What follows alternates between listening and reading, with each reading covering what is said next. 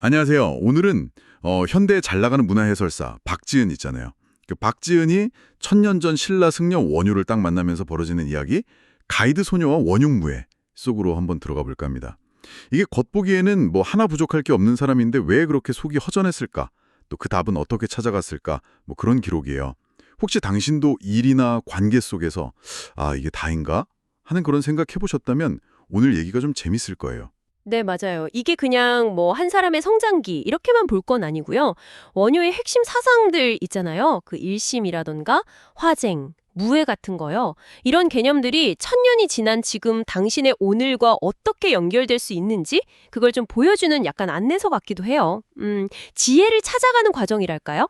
맞아요. 그럼 박지은이 원효승 만나고 어떻게 달라지는지 그 여정 한번 따라가 보죠. 시작은 그 지은 씨의 깊은 공허함, 뭐 능력 있고 인정도 받는데 마음 한구석이 텅 빈 느낌이랄까요?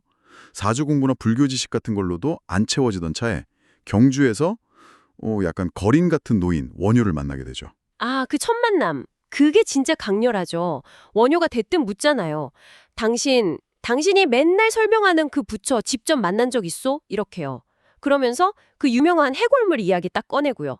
여기서 중요한 건 그 물 자체가 아니고 그걸 마시는 내 마음 상태가 현실을 어떻게 다르게 보게 하느냐? 바로 이거죠. 이게 바로 일심.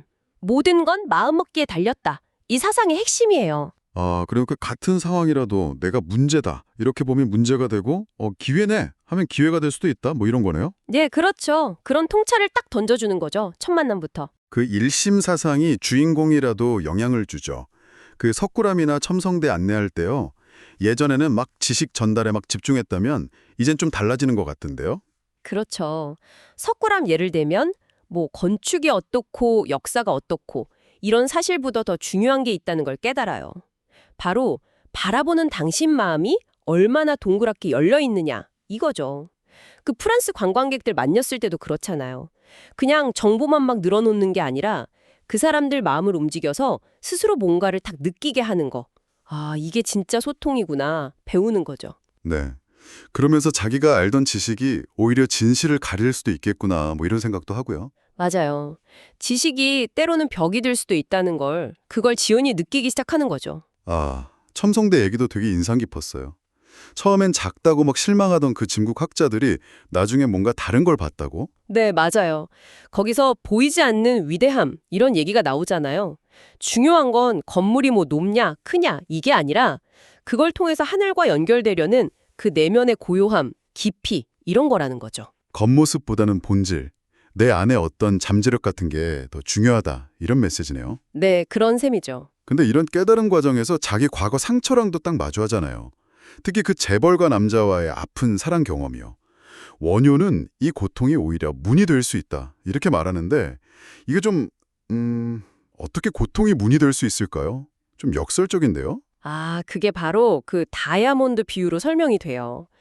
가장 단단하고 빛나는 보석이 사실은 엄청난 압력 속에서 만들어지는 거잖아요. 그것처럼 마음의 깊이나 자비심 같은 것도 고통이나 시련을 통해서 단련된다. 뭐 이런 거죠. 아, 원효 자신도 그 요속공주와의 사랑, 또 아들 설총에 대한 책임감, 이런 걸 통해서 배웠다고 하잖아요. 사랑이라는 게 소유가 아니라 상대방의 자유를 인정해주는 거고, 진짜 자비, 동체 내비라는 건 상대방의 아픔을 그냥 내 아픔처럼 느끼는 거다. 여기서 시작된다고요. 그러니까 내가 겪은 상처가 오히려 다른 사람 아픔을 더 깊게 이해하는 어떤 통로가 될 수 있다. 그런 의미군요. 네, 그렇죠. 그렇게 확장될 수 있겠죠. 그렇게 내면이 좀 단단해지니까 외부 시선이나 평가에서도 좀 자유로워지는 거군요. 예전에 직장 상사 만났을 때 더 이상 흔들리지 않는 자신을 발견하는 장면. 그게 딱 떠오르네요. 이게 원효가 말한 자기 자리를 찾은 걸까요? 네, 맞아요. 그 자리라는 게 뭐 직업이나 사회적 지위 같은 그런 바깥의 자리가 아니에요. 원효는 움직이지 않아도 흔들리지 않는 마음 상태 이렇게 설명하거든요. 당신 마음이 평화로운 바로 그곳이 불국토다 이거죠. 외부 상황이 어떻든 내 안의 중심을 잡을 때 얻는 자유. 이게 무해, 걸림없는 경지, 뭐 이런 건가요? 네, 그런 이야기로 연결될 수 있죠. 진정한 자유죠. 이제 그녀는 좀 다른 배경을 가진 사람들하고도 되게 자연스럽게 소통하더라고요. 지질학자라던가 기독교 선교단체 사람들 만나면서요. 여기서 원효의 또 다른 핵심 사상, 그 화쟁이 딱 실현되는 느낌이었어요. 정확합니다. 그 화쟁이라는 게 단순히 에이 싸우지 말자 이게 아니에요. 서로 막 주장이 다르고 믿음이 달라도 그 속에서 어떤 공통의 기반, 그러니까 진실한 마음이라던가 자비 같은 근본 가치를 발견해서 조화를 이루려는 노력인 거죠. 아, 진리라는 게 꼭 한 가지 모습만 있는 게 아니라는 거군요. 그렇죠. 다양한 방식으로 표현될 수 있다는 거예요. 중요한 건 뭐 이름표나 형식이 아니라 그 안에 담긴 사랑이나 연민이다. 이걸 지은이가 직접 보여주는 거죠. 네, 마치 당신이 다른 의견 가진 사람과 대화할 때 막 비판부터 하기보다는 저 사람 진심은 뭘까? 이걸 먼저 헤아리려는 태도랑 비슷하겠네요. 네, 그렇게 볼 수 있겠네요. 오늘 이렇게 박지은의 여정을 쭉 따라가 보니까요. 단순한 지식 쌓기가 아니라 정말 삶의 지혜를 얻는 과정, 또 외부 인정보다는 내면의 평화로 나아가는 그 과정이 참 인상적이었습니다.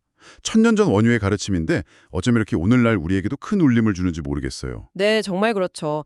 특히 마음이 현실을 만든다. 고통 속에서 오히려 깊은 공감과 자비가 나올 수 있다. 진정한 내 자리는 어디인가? 그리고 다름 속에서 어떻게 조화를 찾을까 하는 이런 질문들, 이런 것들은 정말 시대를 넘어서 우리 모두에게 계속 유효한 그런 성찰 지점들을 던져주는 것 같아요. 이야, 이야기는 지은이가 계속 성장하는 모습으로 마무리가 되기는 하는데요. 마지막에 원효가 우리 몸을 땅, 물, 불, 바람 이 네 가지 기운으로 이루어진 마치 모진뱀 네 마리 같다 이렇게 비유하는 부분이 좀 흥미로웠어요. 이게 깨달음을 얻었다고 해서 우리 안에 어떤 본능적인 어려움 같은 게 다 사라지는 건 아니다. 뭐 이런 암시일까요? 그럴 수도 있겠네요. 완벽한 깨달음 이후에도 여전히 다뤄야 할 본성이 남아있다는 뜻일 수도 있고요. 어쩌면 당신 안에도 길들여야 할 혹은 뭐랄까 함께 살아가야 할 모진 뱀이 있을지도 몰라요. 그게 뭘지 그리고 그것과 어떻게 싸우기보다는 조화롭게 같이 살아갈 수 있을지 한번 생각해보는 것도 흥미로운 질문이 될 것 같습니다.